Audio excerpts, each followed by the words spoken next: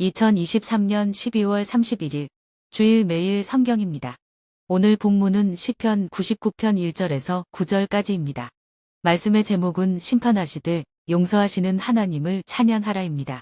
오늘 말씀을 간략히 정리하면 다음과 같습니다. 시편 99편은 하나님의 통치를 다루는 시편의 마지막 시편입니다. 시인은 모세와 아론, 사무엘을 언급하면서 출애굽 사건과 시내산에서 있었던 일을 회상하고 있습니다. 이를 통해 거룩하신 하나님이 이스라엘을 통치하시는 왕이심을 드러냅니다. 심판하시되 용서하시는 하나님을 강조하고 있습니다. 우리는 오늘 말씀을 통해 언약의 하나님은 사랑하는 자기 백성을 어떻게 다루시는가를 살펴보겠습니다. 이를 위해 말씀을 좀 더 자세히 들여다보겠습니다. 먼저 1절에서 3절 말씀입니다. 온 세상을 통치하시는 하나님은 경배받으시기에 합당하신 분입니다. 높고 위대한 하나님은 온 땅을 창조하시고 다스리시는 거룩하신 분이십니다. 하나님의 영광스럽고 위엄 앞에 만민은 떨고 땅은 요동할 것입니다. 아무도 하나님의 능력을 측량할 수 없고 하나님의 지혜를 헤아릴 수 없습니다. 그러나 높으신 하나님이 땅에 내려오셔서 땅의 사람들을 다스리시고 함께 계십니다. 하나님은 인간이 거주하는 땅으로 오셔서 그의 크고 높으심을 드러내십니다.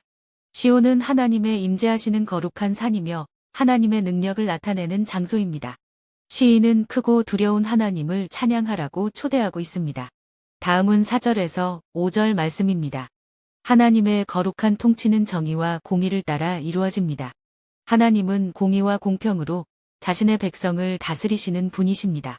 시인은 우리를 향해 공의와 공평으로 통치하시는 하나님을 높이고 그의 발등상 앞에서 경배하라고 요청합니다. 이는 입술의 노래만이 아니라 하나님이 사랑하시는 정의와 공의의 세상을 만들어가는데 몸소 참여하라는 것입니다. 하나님의 통치와 거룩함이 분리되지 않습니다. 성도는 세상에 구별된 가치와 목표를 추구하는 거룩한 삶으로 존귀하신 하나님의 이름을 높여야 합니다.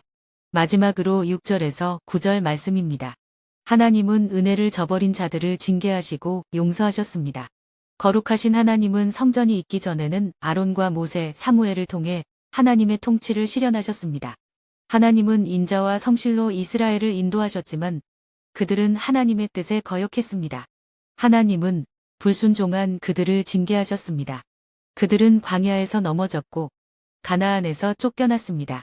그러나 하나님은 그들을 징계하셨지만 언약을 기억하시고 끝내 그들을 용서하여 주셨습니다.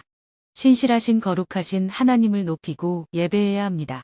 우리는 하나님의 위엄과 그의 영광을 다 알지 못합니다. 그러나 거룩하신 하나님은 우리의 삶을 사랑과 공의로 다스리시고 인도하십니다. 그러므로 우리는 신실하신 하나님 앞에서 구별된 거룩한 성도로 말씀에 순종하는 삶을 살아야 합니다. 기도드립니다. 하나님, 아버지, 오늘 말씀을 주셔서 감사드립니다. 신실하신 하나님 앞에서 구별된 거룩한 성도로 말씀에 순종하는 삶을 살게 하소서. 예수님의 이름으로 기도드립니다. 아멘.